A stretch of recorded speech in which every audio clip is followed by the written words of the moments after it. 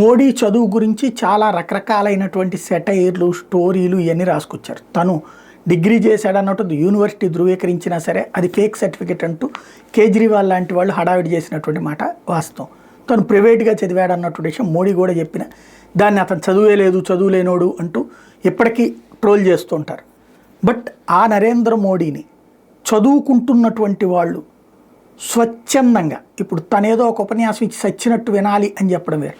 అలా కాకుండా చదువుకుంటున్నటువంటి వాళ్ళు మోడీతో ఏదైతే పరీక్షా పే చర్చ, పరీక్షలకు సంబంధించి సన్నద్ధంగా ఉండేటటువంటి సందర్భంలో చైతన్యపరిచే కార్యక్రమం మోడీ చేస్తుంటే దాంట్లో మీ అంతటి మీరే రిజిస్ట్రేషన్ చేయించుకోండి, అప్పుడు వాళ్ళందరికీ యాక్సెస్ ఇస్తాము, మోడీ మాటతో మాట్లాడచ్చు, మోడీది వినొచ్చు అంటే టోటల్గా 21,07,000 మంది రిజిస్ట్రేషన్ చేయించుకున్నారు.